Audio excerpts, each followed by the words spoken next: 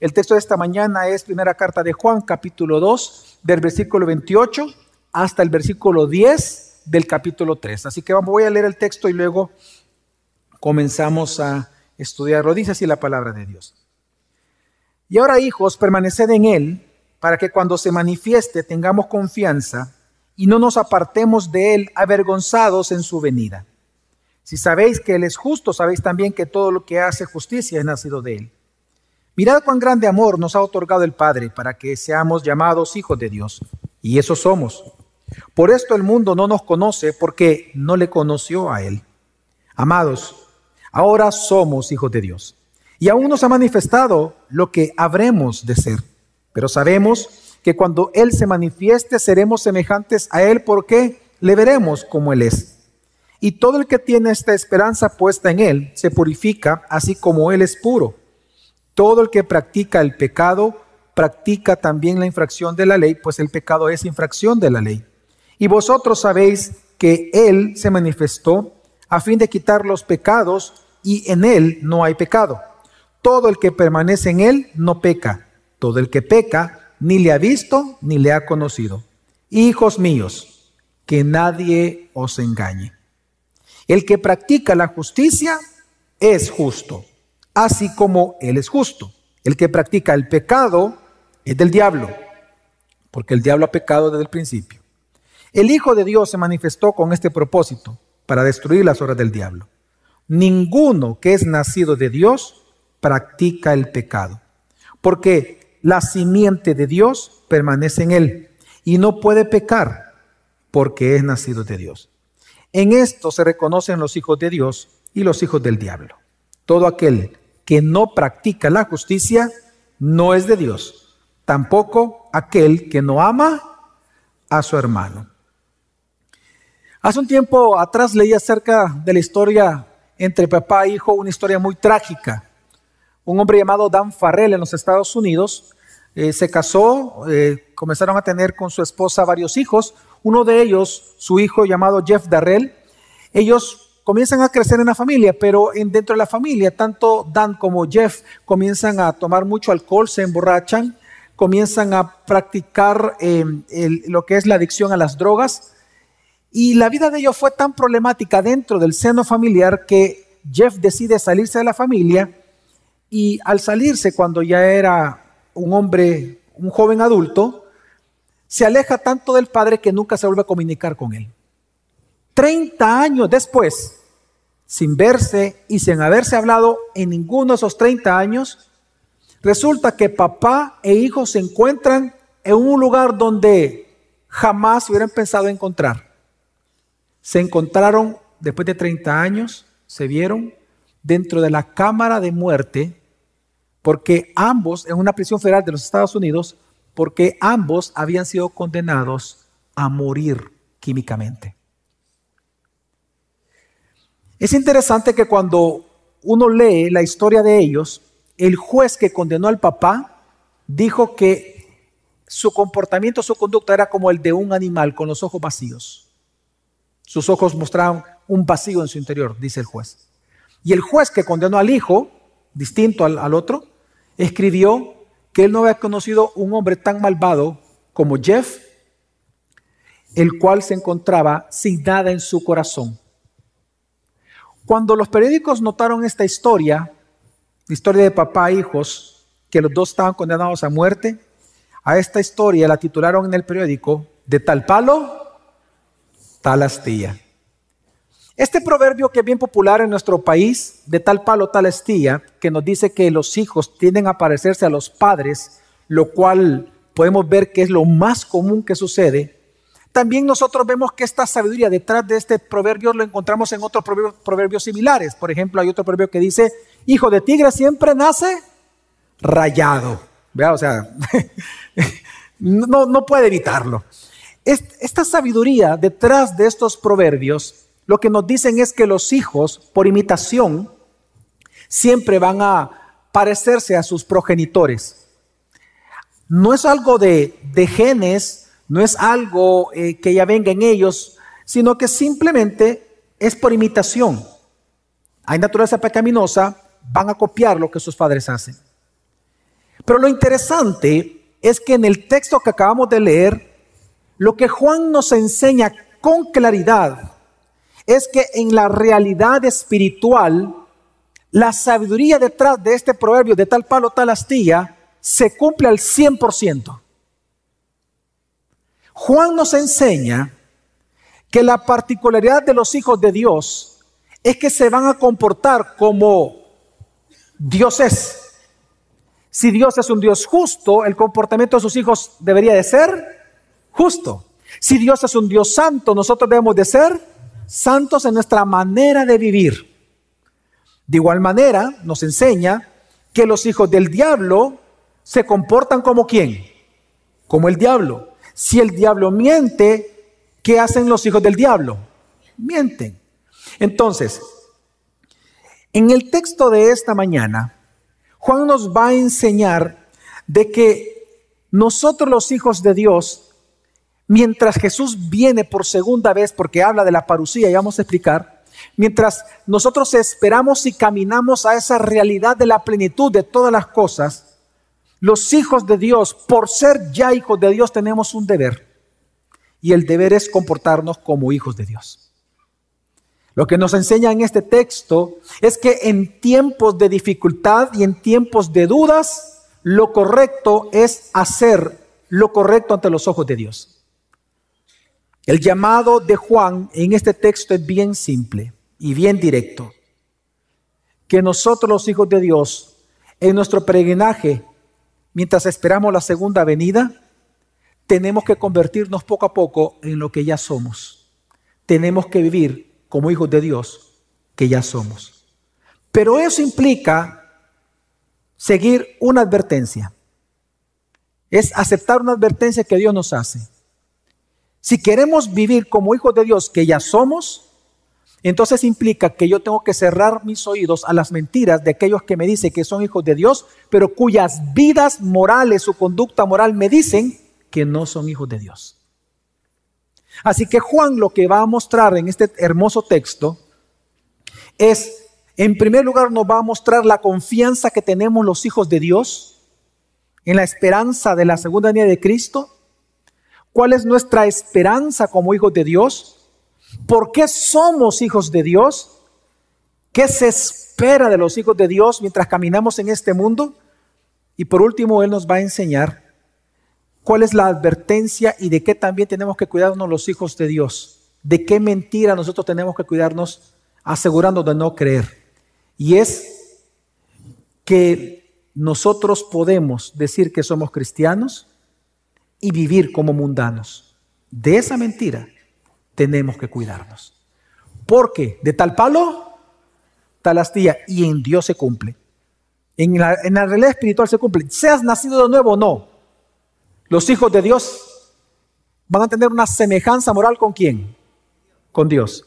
Y los hijos del diablo tendrán una semejanza moral con el diablo. De tal palo, tal astilla. Así que vamos a ver en esta mañana este mensaje que mientras Cristo viene, conviértete en lo que ya eres. De hecho, ese es el título del sermón de este día. Conviértete en lo que eres. Vamos a ver rápidamente lo que nos enseña la Escritura.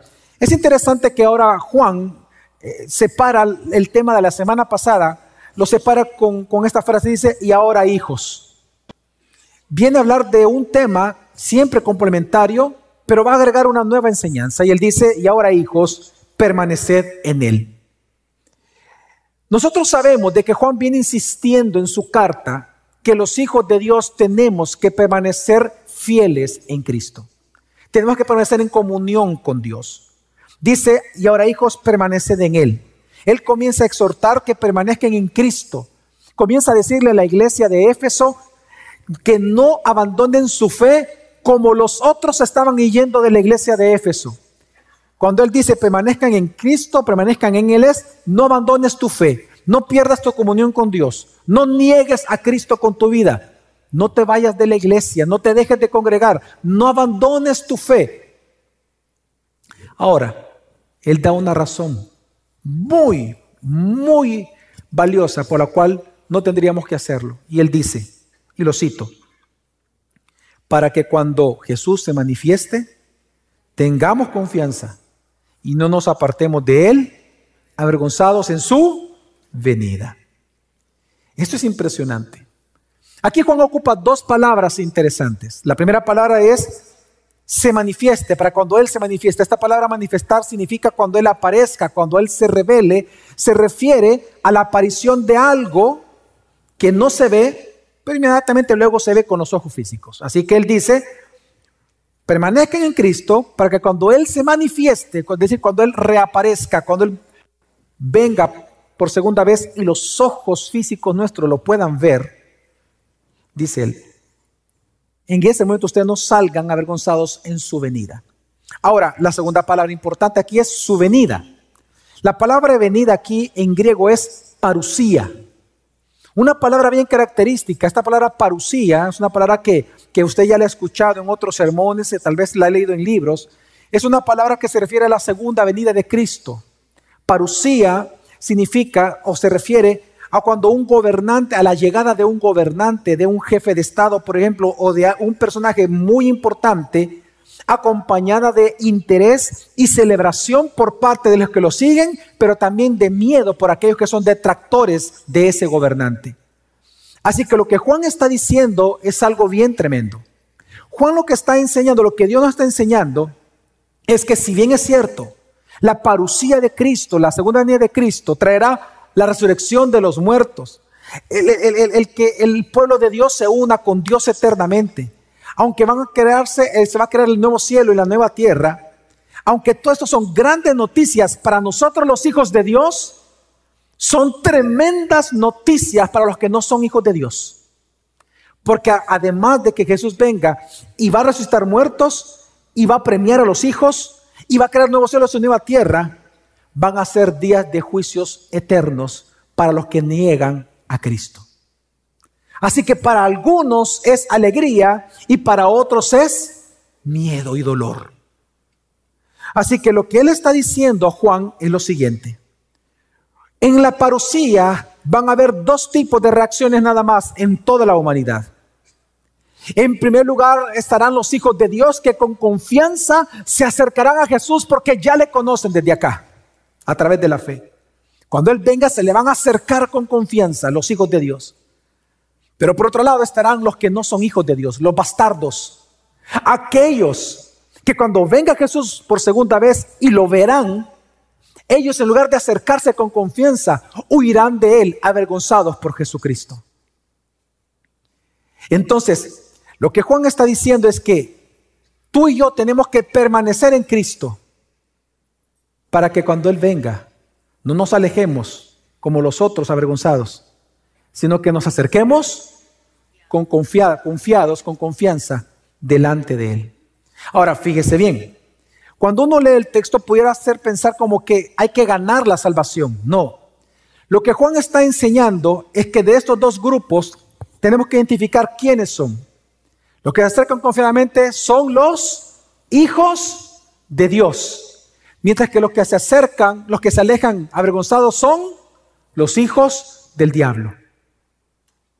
Entonces, Juan aquí hipotéticamente hace una pregunta. Si solo los hijos de Dios son los que se van a acercar confiadamente a su Señor, ¿cómo saben ustedes que son hijos? ¿Cómo tú puedes saber que tú eres un hijo de Dios? ¿Cómo tú puedes asegurarte que tú eres un cristiano? ¿Cómo tú puedes asegurarte hoy, esta mañana, este domingo, de que cuando Jesús venga, tú no vas a salir avergonzado, huyendo de Él, sino que te vas a acercar confiadamente? Pues Él va a responder en el versículo 29 que una de las evidencias de que tú has nacido de nuevo es tu conducta. Porque de tal palo, tal astilla. Dice el versículo 29, lo voy a leer despacio, dice: dice, si la iglesia gracia sobre gracia sabe que Él es justo, que Dios es justo, sabéis también que todo el que hace justicia es nacido de Él. Hermanos, lo que Juan está enseñando es la gran doctrina y la gran realidad del nuevo nacimiento. El nuevo nacimiento es una obra de Dios en nosotros, en donde Dios a través de su Espíritu Santo nos hace nacer de nuevo, nos regenera, es la otra palabra que se ocupa en el Nuevo Testamento. En el nuevo nacimiento, la regeneración es en el momento previo a su conversión, en donde Dios lo que hace es darnos una nueva naturaleza. Nos da la mente de Cristo, nos da el corazón nuevo, ya no de piedra, lo cambia y lo pone en un corazón de carne. Nos da su espíritu, nos da el don de la fe, para que cuando escuchemos el Evangelio, hoy podamos nosotros creer en el Jesucristo que se nos está predicando. El nuevo nacimiento implica que Dios nos da una nueva naturaleza según Jesucristo. Por lo tanto, la evidencia o una evidencia de que alguien es nacido de nuevo es que se va a comportar y se va a parecer en su conducta al Cristo que mora en nosotros. ¿Me doy a entender, hermanos? Es decir, tú y yo nacimos muertos espiritualmente. ¿Cómo es posible que alguien muerto espiritualmente, que no tiene ningún sentido espiritual para con Dios, sino que aborrece a Dios, pueda convertirse? Necesariamente tiene que nacer de nuevo. Pero eso no es una obra del ser humano. Eso solo Dios lo hace con los elegidos. El día en que Dios quiso que tú te convirtieras, previamente a tu conversión, Dios te hizo nacer de nuevo. Depositó su espíritu, te dio el don de la fe y te dio una nueva naturaleza. Crees en Cristo. Y a partir de allí, ¿cómo tú y yo sabemos de que tú eres un hijo de Dios verdadero? Por tu conducta, por tus obras. Si Dios es justo, tu conducta va a procurar ser justa. Y si Dios es santo, tú vas a procurar ser santo en tu manera de vivir. Entonces Juan lo que está enseñando es, si sabéis que Él es justo, sabéis también que todo el que hace justicia es nacido de Dios. Ahora, esto es importante porque tienes que hacerte una pregunta. A la luz de tu conducta al día de hoy, de este día, domingo 29 de diciembre del año 2019, a la luz de tu conducta, ¿a qué grupo de personas tú perteneces? ¿A los hijos de Dios o a los bastardos? Solo en base a tu conducta. No estoy hablando que la salvación es por fe, solo estamos haciendo un ejercicio. Solo en base a la conducta que es producto de lo que tú crees. ¿A qué grupo tú perteneces? ¿Eres un auténtico cristiano o eres un cristiano nominal?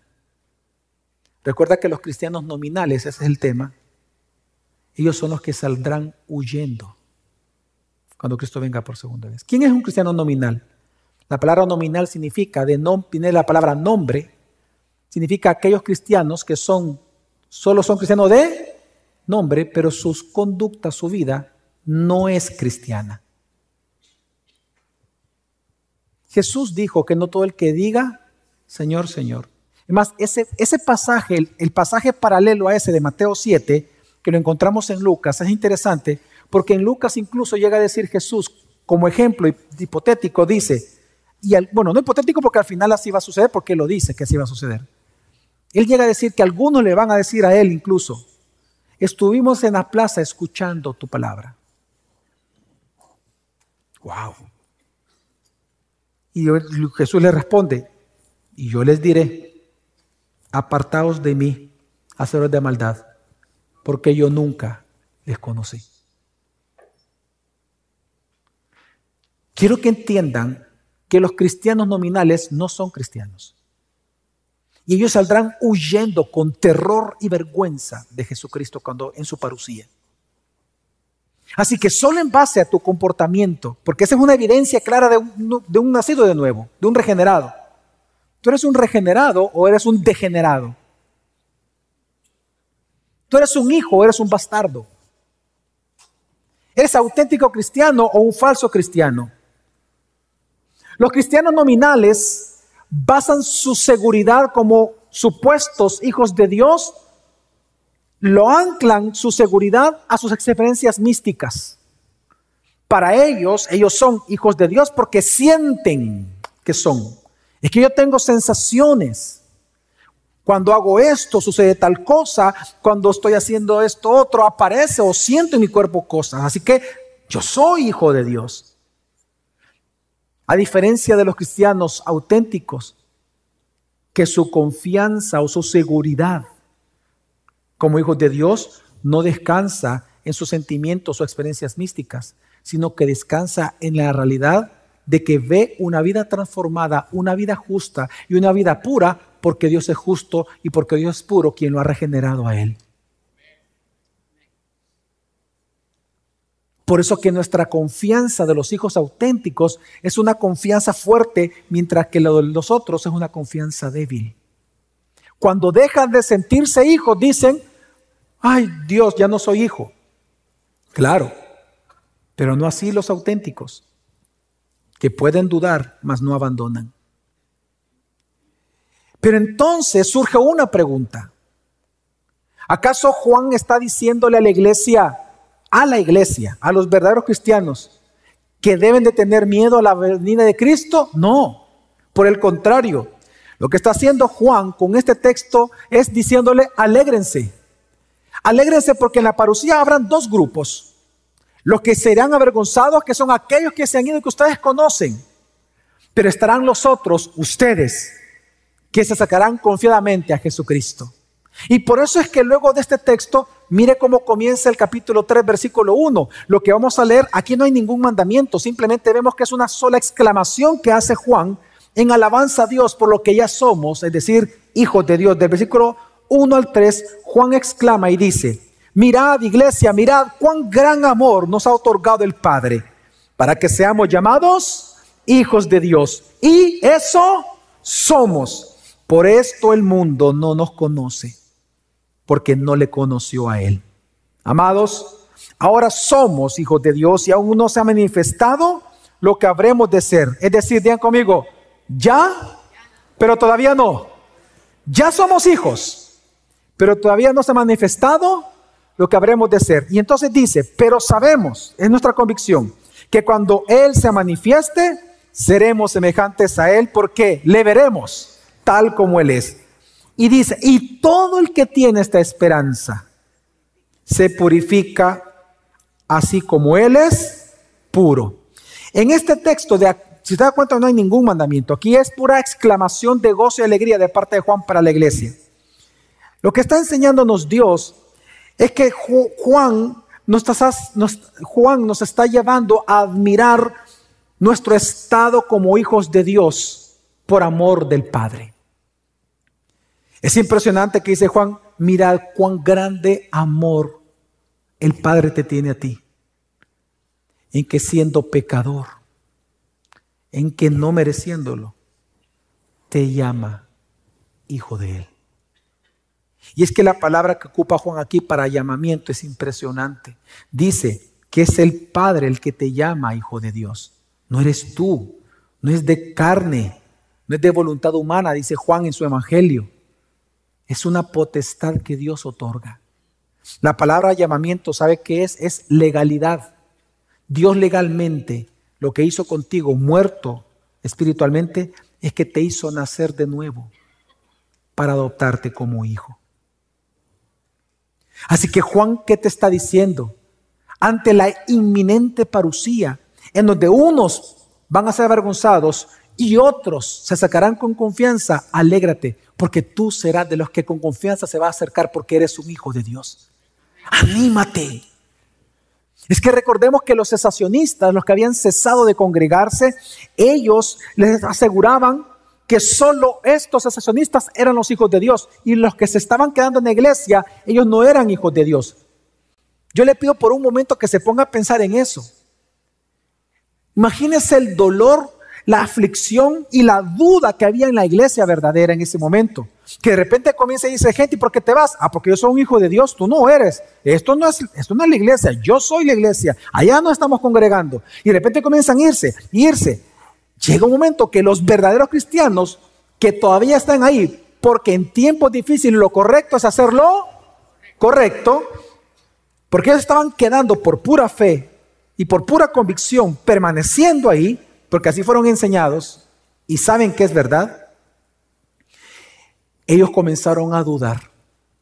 Entonces Juan les está enseñando, les está consolando en su corazón, diciéndole, aunque los demás les digan que ustedes no son hijos de Dios, iglesia, no te aflijas. ¿Sabes por qué ellos dicen que tú no eres hijo de Dios? ¿Sabes por qué ellos no te reconocen como hijo de Dios y se burlan de ti? Porque ellos no conocen al Padre. Porque no lo conocen a Él, dice.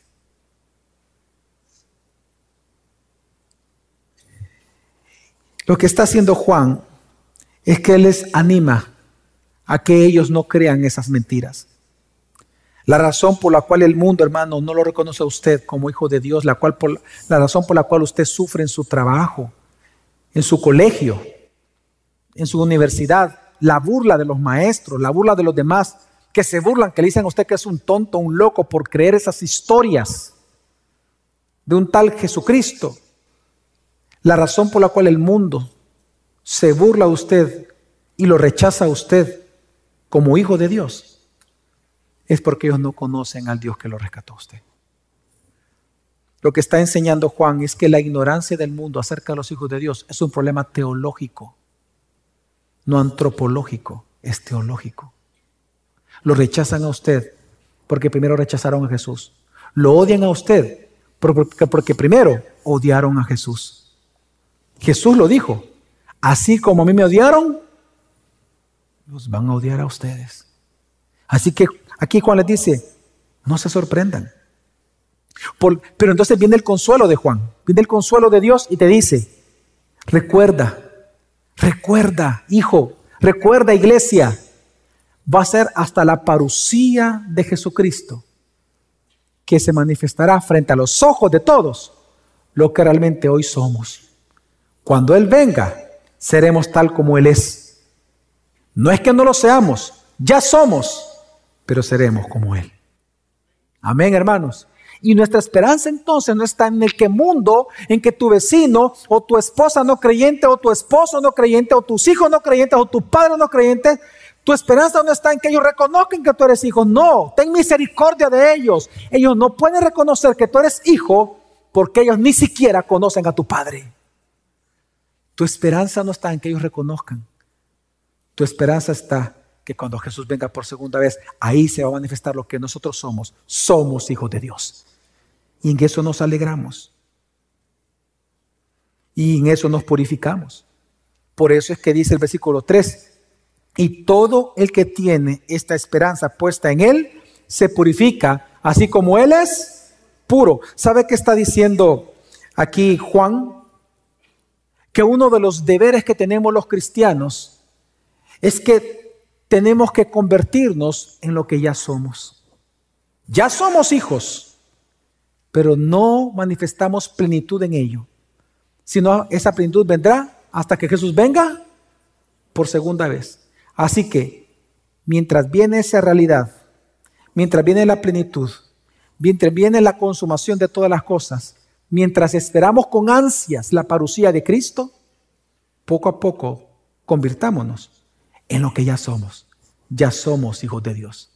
De tal palo, tal astilla. Cada día lucha para que tú manifiestes la semejanza moral con el Dios que te salvó. Amén, hermanos. Ahora, en ese punto entonces, una de las cosas que yo me pongo a reflexionar con este texto es que hay algunos cristianos que yo lamento que dudan si son hijos de Dios o no son hijos de Dios. Es una realidad que vivimos en las iglesias. Por ejemplo, no me extrañaría que aquí hubiera una persona, un hombre o una mujer que pudiera estar sintiendo o diciendo en su mente, es que mire, pastor, yo estoy pensando esto. Últimamente yo no me siento que soy hijo de Dios. Yo estoy dudando que soy hijo de Dios. Así que yo he llegado a esta conclusión. Si no me siento hijo de Dios, es que es porque probablemente no soy hijo de Dios.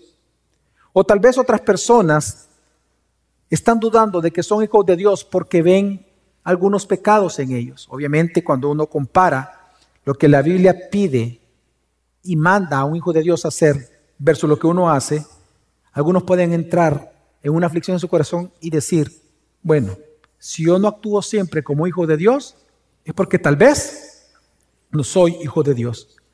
Si tú estás, si siendo hijo de Dios, tú estás dudando de tu seguridad, yo te pido que mires la respuesta que Dios te da en su texto. La respuesta de Dios es, mirad cuán grande es el amor que Dios tiene por ti, que te llamó hijo de Él. ¿Sabes de qué está apelando Juan? Que observes tu adopción. Yo no sé si tú has entendido lo que es que Dios te haya adoptado. La adopción es un acto de amor.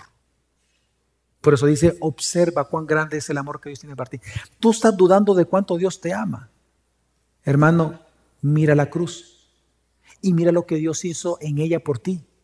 Y mira que ahora eres llamado hijo de Dios. Tú tienes que entender de que Dios no está obligado a adoptarte como hijo. La adopción no es ninguna obligación. Nadie de este cuarto, nadie de los que estamos aquí en este edificio, nadie está obligado a adoptar a un niño. Pero si tú has adoptado a un hijo, es porque tú lo amaste a él. La adopción es un acto soberano de Dios. Es una elección incondicional de Dios. La adopción es parte del amor inmerecido que nosotros recibimos de parte de Dios. Lo que Dios te está enseñando es que tu seguridad como hijo de Dios no debe de descansar en lo que tú hagas o no hagas para Dios. Tu seguridad de que tú eres un hijo de Dios debe descansar en la obra que Dios hizo, la adopción. Cuando Dios te adoptó, en las palabras de Jesús, cuando Dios te adoptó, lo que Dios hizo fue tomarse en sus manos. Y Jesús dijo que nadie puede arrebatarlas de esa mano. ¿Sabes qué significa? Que ni siquiera tú mismo puedes escaparte de ser hijo de Dios. No hay pecado que tú puedas cometer que haga que tú salgas de las manos de Dios, como también no hay virtud u obediencia que tú puedas obrar que te haga permanecer en las manos de Dios. Quiero que entiendas que cuando Dios te adoptó, lo que Dios hizo es, te vio sucio, en pecado, muerto, tirado. Lo que Dios hizo fue lavarte, purificarte, santificarte. Te dio su nombre, te dio su apellido. Él te recibe, te toma en sus brazos y Él te aprieta en su seno. Y nada ni nadie, ni tus virtudes, ni tu obediencia a la palabra, hacen que permanezcan en Él. Como también tu pecado no puede evitar que Él te tenga en sus brazos. ¿Por qué? Porque tú eres su hijo. La seguridad de como hijo de Dios no descansa en lo que hacemos. Descansa en lo que Dios ya obró en ti. Ya somos hijos de Dios. Nos queda simplemente levantar nuestra mano y decirle a Dios, gracias Padre por haberme salvado. Gracias porque soy tu hijo. Pero entonces, aquí viene entonces el deber cristiano. Porque ya somos hijos, dice entonces Juan, entiende, mientras viene Cristo, compórtate como un hijo. Ya eres hijo. Tú no te vas a comportar como un hijo para llegar a ser hijo, no. Tienes que comportarte como hijo. ¿Por qué? Ya tienes la naturaleza. Significa que en el nuevo nacimiento, Dios no te dio algo, Dios te dio a alguien. Y en la nueva naturaleza que Dios te entregó en la regeneración, en el nuevo nacimiento, Dios puso en ti tanto el deseo de querer hacer la voluntad de Dios como el poder lograrlo. Por lo tanto, ¿cuál es tu deber como hijo de Dios? Comportarte como se comportan los hijos de Dios. Mientras Cristo viene por segunda vez. Entonces, cuando Juan enseña esto, hoy procede entonces a dar la advertencia.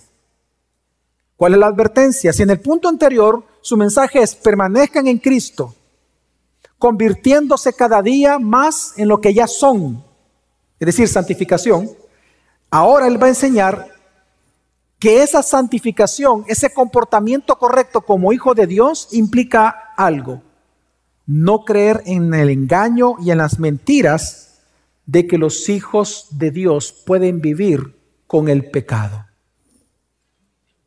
No es posible que un hijo de Dios practique el pecado como ellos miraban que los demás que decían ser hijos de Dios practicaban inmoralidad, porque ellos decían que no pecaban.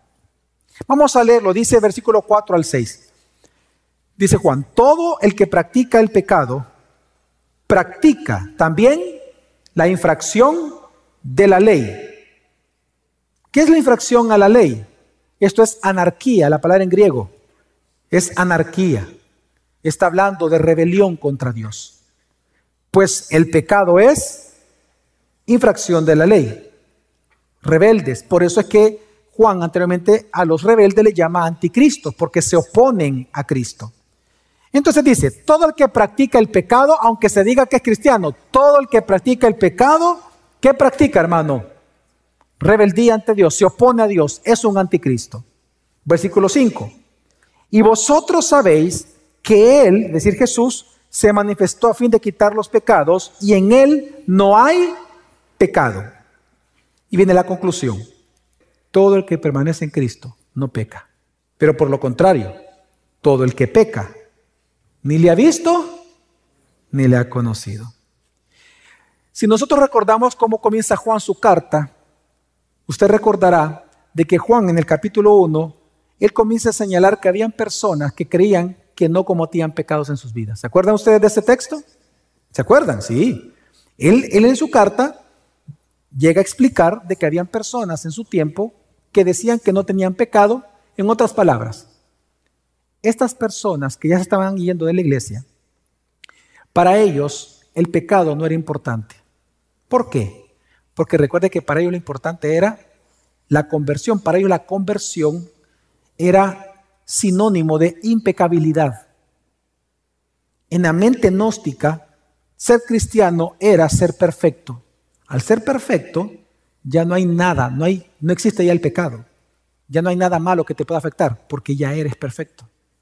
Entonces, ese pensamiento tan absurdo y tan diabólico hacía que ellos vivieran vidas licenciosas. Solo por el contexto histórico de la carta, dentro de la carta sabemos de que ellos se odiaban entre ellos, hablaban mal del hermano, del supuesto hermano, había fornicación y adulterio, y no hay ningún problema, porque ellos ya eran perfectos, ya tenían ganada la salvación. En este pensamiento absurdo. Entonces, lo que está diciendo Juan es diciendo: no se dejen engañar. Lo que Juan está enseñando es que no se dejen engañar, puestos mentirosos y anticristos. Les manda a decir, les manda a mostrar de que los observen. Que aunque ellos digan que son cristianos, para saber si son cristianos, regresando al versículo anterior, tienen que observar su conducta y comportamiento, porque de tal palo, tal astilla. Entonces lo que Juan les está enseñando aquí es lo siguiente: miren, si alguien dice que es justo, la manera en que tú tienes que ver si es justo es observando si tiene prácticas justas.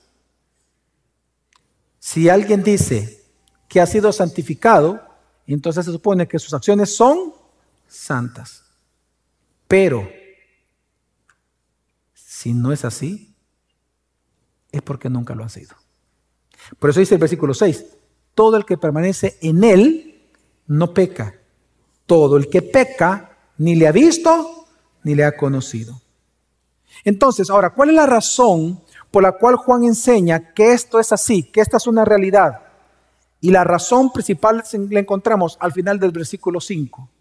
Él dice: la razón por la cual el que permanece en Cristo no practica el pecado es porque Jesucristo, en Él no hay pecado. ¿Sabe qué está diciendo Juan?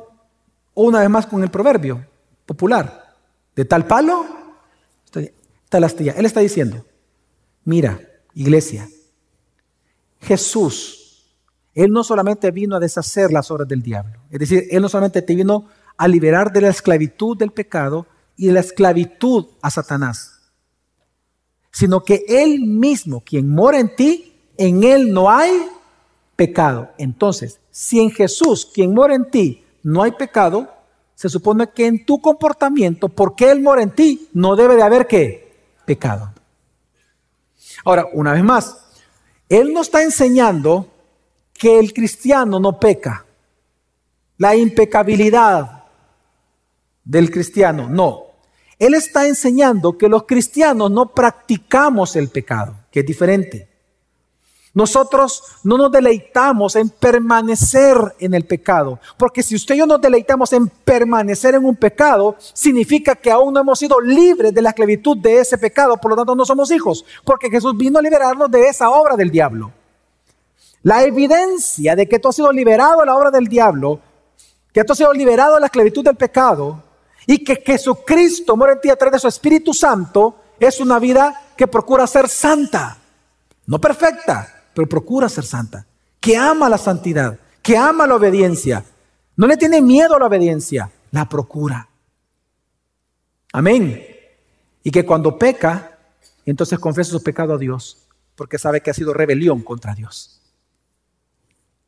Por eso es que Él dice, todo el que permanece en Él no peca, todo el que peca ni le ha visto ni le ha conocido. Porque cuando un cristiano peca, lo que sucede es que él se arrepiente, lo confiesa a Dios y en lugar de alejarse de Dios, lo busca para obtener el perdón y en su corazón no quiere seguir rebelándose contra Él. Ahora, esto nos tiene que hacer pensar en algo, me quiero detener antes de finalizar el sermón. Hermanos, amigos, ¿cómo ves tu propio pecado? ¿Lo ves con indiferencia? ¿Ves tus propios pecados como inofensivos para ti y para los demás? ¿Lo ves como un problema que tú puedes manipular y controlar? ¿Cómo tú ves, por ejemplo, el ver pornografía socialmente aceptada, como por ejemplo en Netflix y en otros lugares como estos? ¿Tú crees que puedes controlar el desnudo que hay en algunas escenas? Y tú dices, eso es inofensivo, yo puedo, soy adulto, yo puedo controlarlo. ¿Tú ves el pecado como algo inofensivo? ¿Como los gnósticos? ¿Tú ves tu propio pecado como con cierta indiferencia?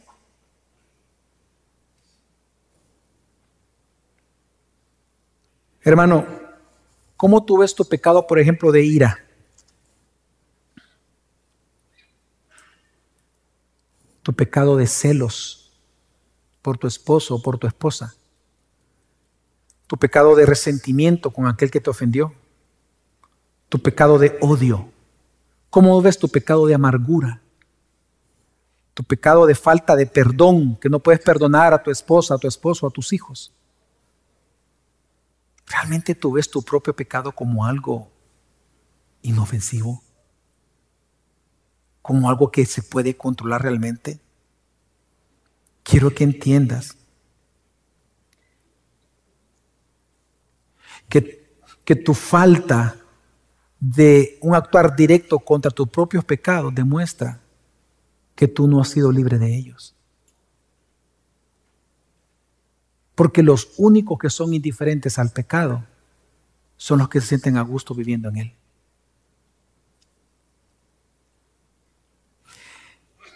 Mira, Juan nos ha enseñado que el verdadero cristiano, el auténtico cristiano, vive en una tensión entre lo que ya es, pero todavía falta. No se refiere a algo posicional, se refiere a algo que se manifiesta en este cuerpo. Se refiere a la ética y a la moral. Y a otras cosas que nosotros no sabemos porque no lo explica Juan. Quiero que entendamos, hermanos, que todos aquí, los que son auténticos cristianos, somos hijos de Dios. Ya somos hijos de Dios, amén. Pero todavía no se ha manifestado todo lo que habremos de ser cuando Él venga. Entonces, mientras estamos en esa tensión entre lo que ya somos y llegaremos a ser en su venida, en su parucía, tenemos que irnos convirtiendo poco a poco en lo que ya somos.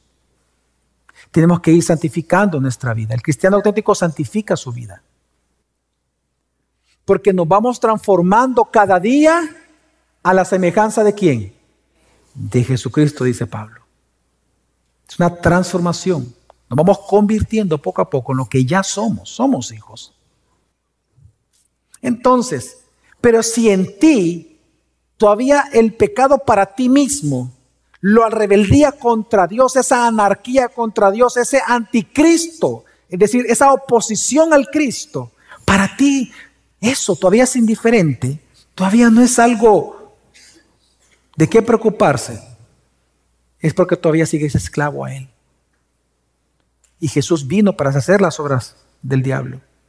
Y en Él no hay pecado. Por lo tanto, en tu vida se tiene que notar tanto la libertad al pecado y la vida santa y justa como la que Jesús tuvo en la tierra. Amén, hermanos.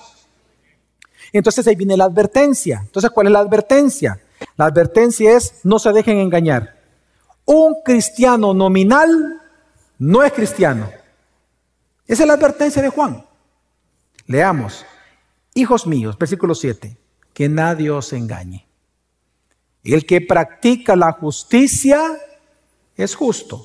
El que practica la justicia, es decir, la astilla, es justo. ¿Pero por qué? Así como Él es justo, el palo. Versículo 8.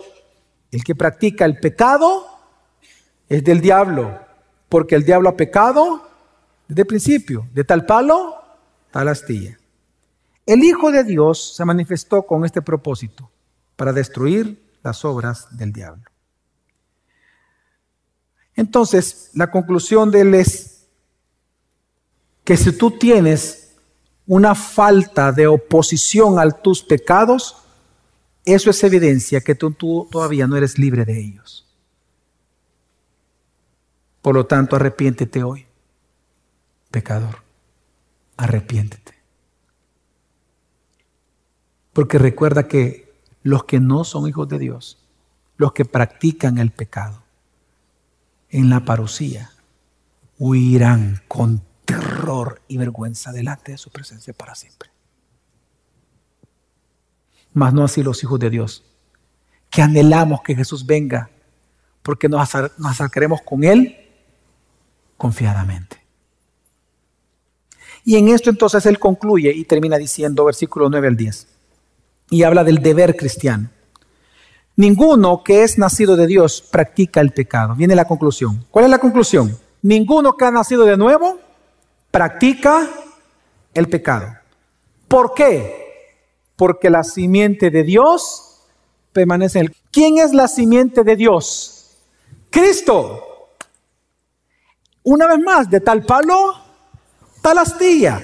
Ninguno que ha nacido de Cristo practica el pecado, porque Cristo permanece en él y no puede pecar, porque es nacido de Dios. Luego dice el versículo 10, entonces viene el deber de la iglesia. En esto se reconocen los hijos de Dios y los hijos del diablo. Todo aquel que no practica la justicia no es de Dios, tampoco aquel que no ama a su hermano. Así que si hay alguna persona que dice que es creyente, que ha sido justificado, que ha sido lavado por la sangre del Cordero, pero en su vida no se ve la libertad de la esclavitud del pecado, no se ve esa vida pura y santa, el tal no es hijo de Dios. Ahora, quiero que entendamos que no es que nosotros vamos a andar haciendo una cacería de brujas en las iglesias, pero lo que está enseñando Dios es que un deber de una iglesia local es identificar a los falsos creyentes con el objetivo de no ser engañados por sus enseñanzas. Juan era el pastor de la iglesia de Éfeso. Esta carta se escribió a la iglesia de Éfeso.